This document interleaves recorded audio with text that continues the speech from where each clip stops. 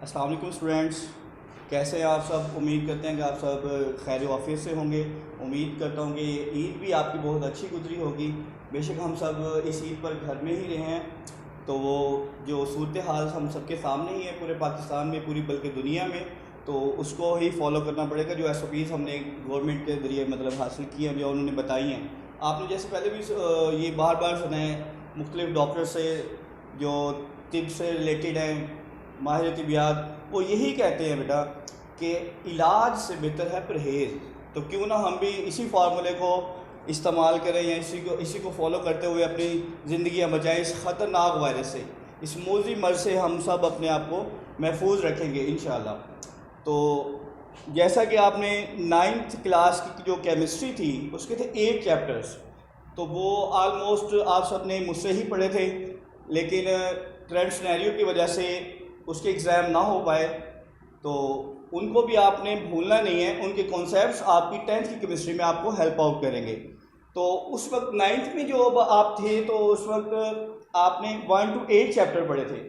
हमारी जो मैट्रिक की पूरी केमिस्ट्री है उसमें है 16 चैप्टर। 1 to 8 आपने 9th क्लास में डिस्कस किए, समझे, पढ़े, कॉन्सेप्ट्स क्लियर किए। बाकी जो पोर्शन है उस सिलेबस का वो अब आप 10th क्लास में क्लियर करेंगे, चैप्टर नंबर 9 to 16। तो आज का जो हमारा चैप्टर है वो चैप्टर नंबर 9 के हवाले से होगा। चैप्टर नंबर 9 का जो नेम है वो है केमिकल एक्विलिब्रियम। केमिकल एक्विलिब्रियम, पहले जो वर्ड है ये जो केमिकल एक्विलिब्रियम, ये आपने बेटा फिजिक्स में पढ़ा होगा, एक्विलिब्रियम स्टेट्स। तो एक्विलिब्रियम का जो फर्स्ट हमारे माइंड में एक कॉन्सेप्ट आता है वो ये है तवाज़ुन, बैलेंस, चीज़ों में बैलेंस कैसे हो।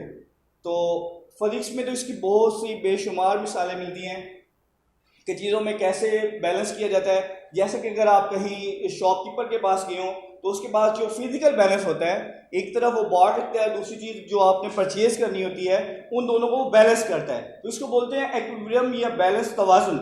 ये तो आम रूटीन की मिसालें हैं, लेकिन अगर इसी एक्विलिब्रियम को आप केमिस्ट्री में डिस्कस करना चाहेंगे तो फिर इसका क्या होगा। तो इन केमिकल्स पर एक्विलिब्रियम का कैसे इतलाक होगा, इम्प्लीमेंट होगा, वो आज हमने देखना है। Chemical equilibrium chapter number 9 topic है हमारे पास। टॉपिक से पहले मैं इस चैप्टर की आपको थोड़ी सी इंट्रो करवा दूं कि इसमें असल में हम करेंगे क्या। हमारे पास केमिकल रिएक्शन, जैसे कि आपने घर में भी देखा होगा, मम्मा किचन में चाय पका देती है, छोटी सी मिसाल, सिंपल सी। ये रिएक्शन आप सबने घर में देखा भी होगा, बाज़ बच्चों ने आप में से किया भी होगा। क्या करती है मम्मा, दूध लेती हैं, चीनी या वो जो भी इसका मटेरियल है, पत्ती वगैरह, तो उसको आप एक बर्तन में डाल लेते हैं, तो वो रिएक्शन स्टार्ट नहीं होता। रिएक्शन स्टार्ट क्यों नहीं होता? क्योंकि उसके लिए बेटा आपको हीट रिक्वायर्ड है। ये है कंप्लीट प्रोसेस एक केमिकल रिएक्शन। ये रिएक्शन स्टार्ट हो गया जब आपके पास प्रोडक्ट बनता है, जिसे आप चाय बोलेंगे, वो एक कंप्लीट प्रोसेस के जरिए गुजरा है। ये है केमिकल रिएक्शन। अब इसके साथ जो टॉपिक के चैप्टर के नेम के साथ दूसरा वर्ड है एक्विलिब्रियम, तवाज़ुन। अब केमिकल्स में वो तवाज़ुन कैसे बरकरार होगा? आपकी जो बुक का पेज नंबर 1 है, इसमें 2-3 मिसालों के ज़रिए आपको समझाने की कोशिश की गई है। उसमें से पहले वो बताता है, जनरली वो प्रिज्यूम दैट, हम ये मान लेते हैं कि जो फिजिकल या केमिकल चेंजेस हैं वो कंप्लीट हो जाती हैं। हालांकि ऐसा नहीं होता रियल लाइफ में। कुछ रिएक्शंस ऐसे होते हैं जो कंप्लीट नहीं होते, बल्कि वो रिवर्स हो जाते हैं। ये क्यों होते हैं, कैसे होते हैं, ये टॉपिक्स हैं, ये हम 1 by 1 डिस्कस करेंगे इस चैप्टर में। ये जो एक कंप्लीट रिएक्शन किसे बोलेंगे? फॉर एग्जांपल को बच्चे बोलते हैं सर ये कंप्लीट रिएक्शन क्या है, तो हम उसे बताएंगे a complete reaction is one in which all reactants, एक ऐसा केमिकल रिएक्शन जिसमें रिएक्ट करने वाले substances has been converted to products, जो कि सारे के सारे कन्वर्ट हो जाएं प्रोडक्ट्स में। यानी कि आपने जितनी अमाउंट रिएक्टेंट्स की ली थी वो सारे के सारे कन्वर्ट हो गए प्रोडक्ट्स में, तो इसको बोलेंगे आप कंप्लीट रिएक्शन। उसके बाद इस आपने जो इस पहले चैप्टर में पढ़ना है, उससे पहले इंट्रोडक्शन में वो दूसरी मिसाल जो आपको बताना चाह रहा है, हमारा जो लाइफस्टाइल है या इस ज़मीन पर जिंदा रहने का जो एक प्रोसेस, उसको रेस्पिरेशन बोलते हैं। हमें जिंदा रहने के लिए ऑक्सीजन रिक्वायर्ड है और पौधों को इसका reverse carbon dioxide gas required होती है। जैसा कि आपने बायो में भी पढ़ा होगा, फर्स्ट चैप्टर है आपका गैसेस एक्सचेंज, गैसेस का तबादला। तो इसी तरह रेस्पिरेशन में जितनी भी लिविंग ऑर्गेनिजम्स हैं, जितने भी जिंदा अजसाम हैं, उनको ज़िंदा रहने के लिए ऑक्सीजन रिक्वायर्ड होती है, जबकि जो हमारे पास प्लांट्स हैं उनको कार्बन डाइऑक्साइड रिक्वायर्ड होती है। तो इसी एग्जाम्पल को बुक में भी बनाया गया है, तो इसको हम थोड़ा सा बना लेते हैं। इधर एक तरफ बुक में आपको तस्वीर नजर आ रही है एक इंसान की, ह्यूमन, और दूसरी साइड पर आपके पास एक प्लांट है, पौधा। इन दोनों में गैसेस का तबादला कैसे हुआ है वो आपने देखना है। ये आपके पास एक प्लांट है, कोई भी, हमारे जो मुंह से, माउथ से जो गैस बाहर निकलती है उसका नाम है CO2 gas, carbon dioxide, CO2। ये लास्टली इंपॉर्टेंट है प्लांट्स के लिए for the survival of life. But हमारे पास जो इनडायरेक्ट रिवर्स में जो प्लांट से गैस खारिज होती है उसका नाम है ऑक्सीजन, O2 गैस। तो ये देखें आपने बुक में भी आपके पास ये फिगर वाजे है, बिल्कुल क्लियर है। हमें जो रिक्वायर्ड है वो ऑक्सीजन है, प्लांट्स को जिंदा रहने के लिए जो गैस रिक्वायर्ड है वो CO2 गैस है। तो आप देख रहे हैं बच्चों, सबने ये देखा है कि गैसेस का एक्सचेंज हो रहा है, इसको बोलते हैं एक्विलिब्रियम। ये पूरी फितरत में, पूरे एटमॉस्फेयर में ये प्रोसेस 24 आवर कंटिन्यू रहता है। तो ये गैसेस का तवाज़ुन है, एक्विलिब्रियम है।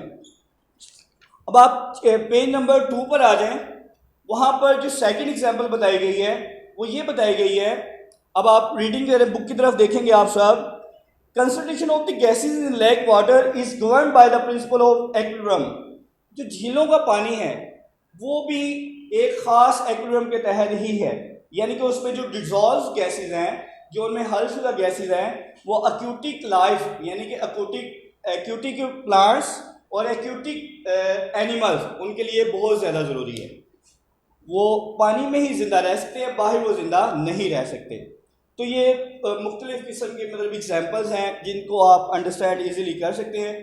ये था इंट्रोडक्शन इस चैप्टर का, कि इसमें आपने किस तरह केमिकल्स को या गैसेस को एक्विलिब्रियम करना है, तवाज़ुन में लाना।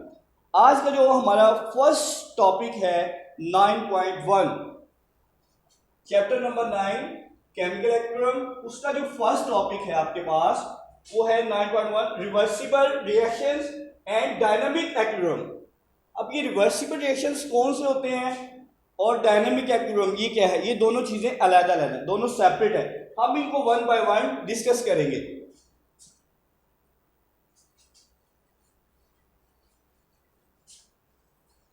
अब एक केमिकल रिएक्शन के जरिए आपको बताएंगे हम कि किस तरह रिएक्शन कंप्लीट होता है, उसमें कौन कौन सी चीजें रिक्वायर्ड होती है। आपके पास H2 गैस है प्लस आपके पास ऑक्सीजन गैस है, ये दोनों गैसेज हैं। ये दोनों गैसेज जब रिएक्ट करती हैं तो आपके पास एक प्रोडक्ट बनता है जिसका नाम आप सब फेमिलियर है से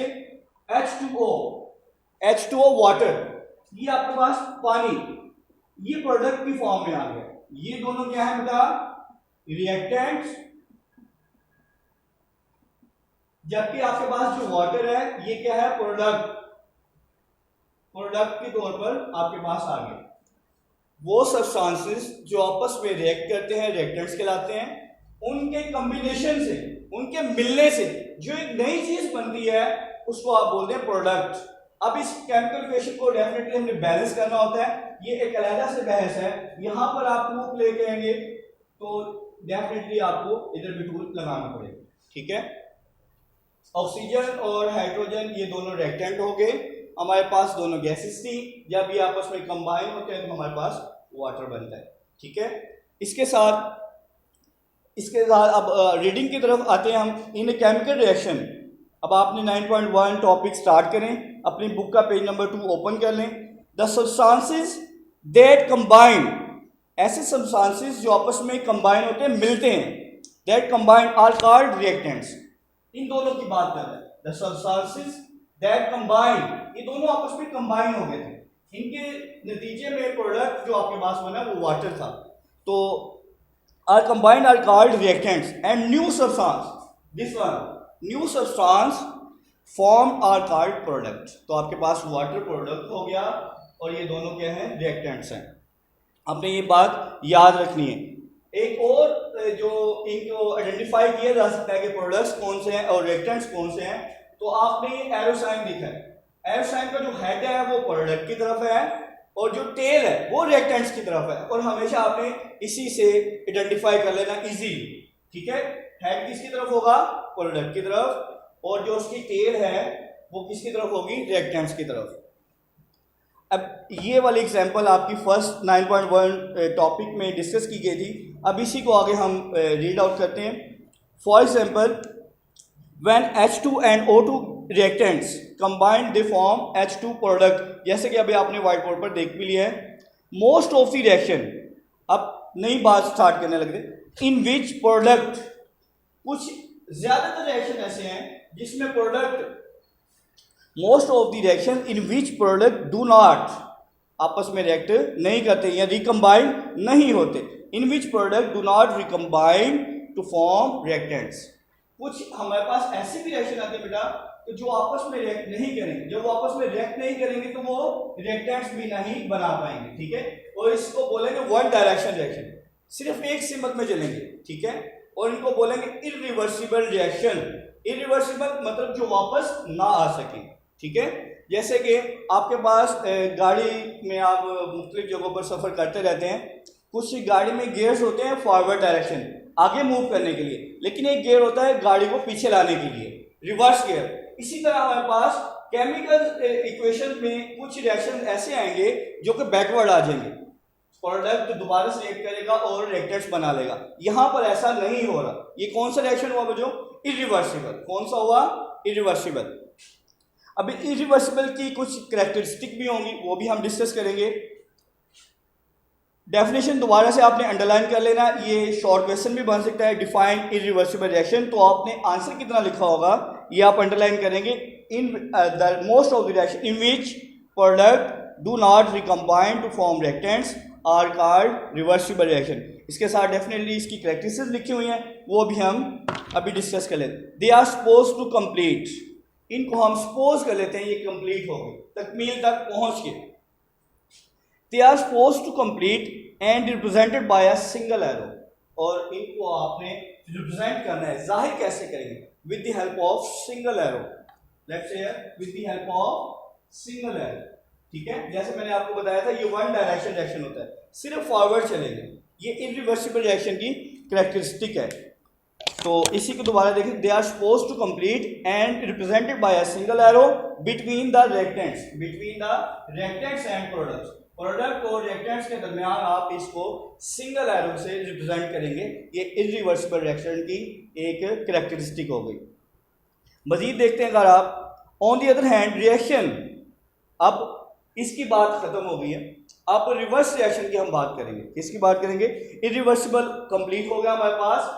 अब जो उसने नई बात की है सेकंड पैराग्राफ में, क्या बताता है? ऑन द अदर हैंड, दूसरे लफ्ज़ों में बेटा, reaction in which the products can recombine, ऐसा केमिकल रिएक्शन जिसमें प्रोडक्ट, यहाँ पर प्रोडक्ट तो H2O था, ऐसा रिएक्शन जिसमें प्रोडक्ट रिकम्बाइन हो। क्या चीज? क्यों रिकम्बाइन होगा? रिकम्बाइन होकर वो दोबारा से वो रिएक्टेंट बनाना शुरू कर देगा। इसकी एग्जांपल अभी रिवर्सिबल रिएक्शन की अभी हम देखेंगे। ये इरिवर्सिबल रिएक्शन की एग्जांपल है, तो आपने ये नोट कर लेनी है। The reaction never go to completion, reversible reaction कभी भी कंप्लीट नहीं होते। क्यों नहीं होते? वो एक अलग से जब आप एग्जांपल समझेंगे तो फिर आपको वो क्लियर हो जाएगा। अब इस एग्जांपल को बेटा मैं रेज करने लगा हूं। अब हम रिवर्सिबल रिएक्शन की तरफ आते हैं। रिवर्सिबल रिएक्शन में और इरिवर्सिबल रिएक्शन में कौन कौन सी चीजें डिफरेंट है वो अब आपने इजीली देख लेनी। तो इरिवर्सिबल रिएक्शन आपने देख लिया है। अब हम बात कर रहे हैं रिवर्सिबल रिएक्शन। रिवर्सिबल रिएक्शन के लिए आपके पास हाइड्रोजन गैस है और इसके साथ दूसरी गैस है आयोडीन, H2। ये दोनों रिएक्टेंट के तौर पर एक्ट करेंगे। फर्स्ट ऑफ ऑल ये प्रोसेस दो स्टेप्स में कंप्लीट होगा। आपके पास जो प्रोडक्ट बनेगा वो हाइड्रोजन आयोडाइड, हाइड्रोजन आयोडाइड। इनमें एक कलर, एक जो रिएक्टेंट है आयोडीन, इसका कलर है बेटा पर्पल। पर्पल कलर आपने देखा होगा। दूसरा कलर ऐसा हमारे पास, ये हमने ये ही रिएक्टेंट क्यों इस्तेमाल किए, एक अलग से बहस है। ये चेक आउट करने के लिए क्या ये रिएक्शन दोबारा से रिएक्टेंट में कन्वर्ट हो रहा है ये प्रोडक्ट या नहीं। आपके पास जब ये दोनों गैसेस, हाइड्रोजन गैस और दूसरी आयोडीन गैस, आयोडीन का कलर है पर्पल, जब दोनों आपस में रिएक्ट करेंगे तो आपके पास प्रोडक्ट बनता है HI, hydrogen iodide. Hydrogen iodide, hydrogen iodide का जो कलर है वो कलरलेस है, इसका कोई कलर नहीं होता। तो आप इजीली फाइंड आउट कर लेंगे with the help of flask. ये एक एक्सपेरिमेंट भी है, ये अभी आप व्हाइट बोर्ड पर देखेंगे। थोड़ी सी रीडिंग करते हैं मजीद इसमें क्या बात बताई जा रही है। On the other hand, reaction in which product can recombine, product can recombine, ये प्रोडक्ट रिकम्बाइन हो सकते हैं टू फॉर्म रिएक्टेंट्स, रिएक्टेंट्स बनाने के लिए। जब से जो कि इससे पहले बात हुई थी इस इक्वेशन में H2+O2 में, तो इसमें ऐसा नहीं हुआ था। आपने देखा था ये रिएक्शन इरिवर्सिबल था, जबकि वो इसमें बता रहा है कि ये प्रोडक्ट दोबारा से रिकम्बाइन हो सकता है। जब आपके पास H2HI हाइड्रोजन आयोडाइड बन गया तो इसको आप सेकंड एग्जांपल, सेकंड इक्वेशन में दोबारा से पेयर करें तो आपके पास जब आप हाइड्रोजन आयोडाइड को हीट करेंगे तो आपके पास वही दो गैसेस जो ऑलरेडी थी वो दोबारा से पेयर हो जाएंगी, H2+I2। अब आपने देखा बेटा फर्स्ट इक्वेशन में, फर्स्ट रिएक्शन में आपने देखा था कि प्रोडक्ट वाटर बना था, वो रिवर्स नहीं हुआ था, इस रिएक्शन को इरिवर्सिबल रिएक्शन बोलते हैं। जबकि हमने दूसरी एग्जांपल यूज की है किसको डिस्कस करने के लिए, रिवर्सिबल रिएक्शंस को। रिवर्सिबल रिएक्शंस कौन से होते हैं उसको डिस्कस करने के लिए हमने एक इक्वेशन यूज किया है जिसमें दो रिएक्टेंट्स हैं, हाइड्रोजन दूसरा आयोडीन। आयोडीन का कलर हमने रखा है पर्पल ताकि इजीली आइडेंटिफाई हो सके कि डायरेक्शन की, रिएक्शन की डायरेक्शन क्या है, किस सिमत में रिएक्शन जा रहा है, फॉरवर्ड या रिवर्स। आपके पास फर्स्ट टाइम में बना है हाइड्रोजन आयोडाइड जो कि एक प्रोडक्ट है। हमने इसी हाइड्रोजन आयोडाइड को दोबारा से हीट अप किया है, दोबारा से क्या किया बेटा, हीट अप किया है। हीट अप करने से दोबारा से वही दो रिएक्टेंट दोबारा से बन गए, इसका कलर आपके पास दोबारा से पर्पल अपीयर हो जाएगा। और ये सारा प्रोसेस आपने एक फ्लास्क में करना है, वो भी हम बनाएंगे डायग्राम, तो फिर आप इजीली देख लेंगे कि ये स्टेप बाय स्टेप कैसे हुआ है। अब ये दो रिएक्शन हो गए, अब इन दोनों रिएक्शन को हमने कन्वर्ट करना है इन सिंगल रिएक्शन। एक सिंगल रिएक्शन में हम इसको कैसे प्रेजेंट कर सकते हैं। आपके पास ये देखिए H2 गैस, आप ओवरऑल रिएक्शन लिखना है, इन दोनों को कंबाइन करके लिखेंगे आप, हाइड्रोजन गैस आयोडीन गैस। अब यहां पर हमने डबल एरो यूज करना है। क्या यूज करना है बेटा, डबल एरो, क्योंकि ये रिवर्सिबल रिएक्शन है। इरिवर्सिबल के लिए सिंगल एरो यूज करना है और रिवर्सिबल के लिए डबल एरो यूज करेंगे, ठीक है। फॉरवर्ड रिएक्शन भी जाता है और ये रिवर्स भी आ सकता है। तो आपके पास प्रोडक्ट क्या थी, हाइड्रोजन आयोडाइड, ठीक है बेटा। तो ये डबल एरो को लिखने का सिंपल सा तरीका है, आप दोबारा से भी देख सकते हैं, ठीक है। जबकि जो सिंगल एरो होता है वो इजीली आप सब ऑलरेडी फेमिलियर है, ठीक है। डबल एरो को आपने इस तरह लिखना है। अब इसमें कोई क्वेश्चन होगा तो डेफिनेटली क्वेश्चन तो आपको बेटा होंगे, क्योंकि ये नई चीज़ आपके सामने आई है। Reverse reaction, irreversible reaction, dynamic की तो अभी हमने बात नहीं की, अभी सिर्फ बात की है रिवर्सिबल और इरिवर्सिबल रिएक्शन। दो रिएक्शन अभी डिस्कस किए हैं और कुछ एग्जांपल्स आपको इंट्रोडक्शन में बताई हैं। तो आज का काम यही होगा बेटा, आपने ये दोनों रिएक्शंस की आपने प्रैक्टिस करनी है। जो डेफिनेशंस आई हैं वो भी आप देखेंगे। डेफिनेशंस के अलावा जो डायग्राम अभी हम डिस्कस करेंगे, फ्लास्क बनाकर इसी रिएक्शन को हमने दोबारा से डिज़ाइन करना है। कैसे रिएक्शन फ्लास्क में कैसे होगा, तो फिर आप इजीली इसको मजीद अंडरस्टैंड कर सकेंगे। इसको मैं बेटा रेस कर रहा हूँ।